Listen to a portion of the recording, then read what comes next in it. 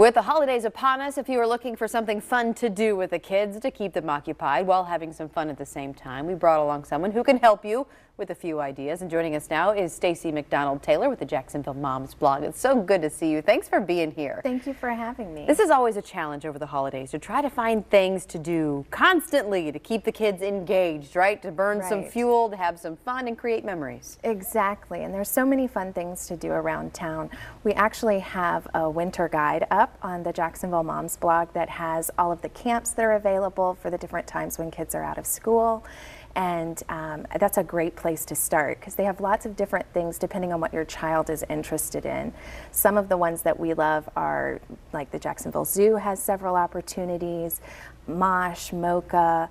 There are just quite a few. If you hop out there, you can take a look and see how many amazing camps are available. So step one, get out of the house and go do something, because there's so many opportunities. You just have to know where to look to do it. Exactly. And start with Jacksonville Moms blog. It's all there. Okay. On the holiday guide, you can see all of the camps, and you can also find, if you're looking for just like an hour's outing or so, you can find any of the local events, where to see Santa. You can also take a look and see where any of our holiday festivities are, lights, things like that. Great. Okay, now what if you want to stay indoors and have some fun with the kids? You brought along some fun things with you. Yes, I brought along some of our ideas for if you're hoping to entertain the kids at home and you're inside your house or just hanging around.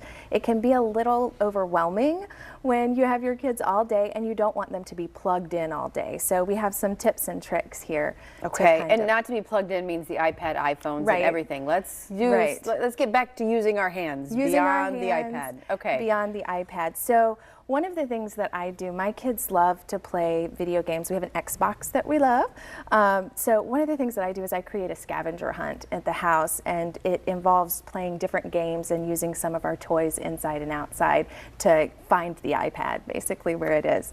And so some of those games you can think about are like just word chunk games, like that are learning activities, little puzzle games, have them piece together words to find where things are.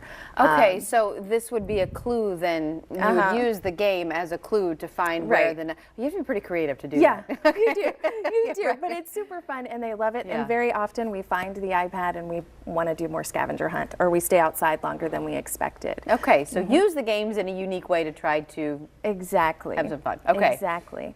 And the other thing that you can do, I love, especially as we get into these break periods where we have the kids at home, start reading a big book together.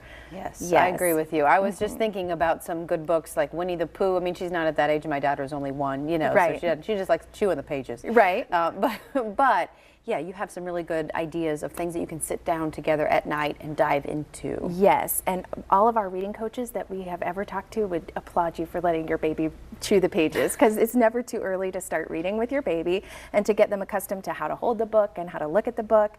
But what we have here are some bigger books that if your child is old enough, they could read out loud to you, or you could take turns reading, or you can just read them to younger children. And then you can also include leveled readers. So if you have a child that's starting to read, you can contact your teacher or your school, find out what level of reader they're reading in class, and kind of cater your book selections to And I love that you went back to some of the classics. Oh, right? yes. You go back to the good ones. You have Huck Finn, you've got Treasure Island, and then Harry Potter, obviously. Of course, Harry Potter. Age appropriate sometimes, right? Yes, yes. Okay, and we have to go, but very quickly, you brought in those cubes too that you said are really fun. Yes, these are super fun, hands-on activities. I actually use these at my desk at work. They're great for stress relieving, building creativity. Don't forget to keep the blocks out. Those are magnetiles you could use. Good, for kids and parents alike. I like the 2-for-1 special. Yes. So good to see you. Thank you for taking the time to join us. And for more information, you can always head to their website, which is simply jacksonvillemomsblog.com.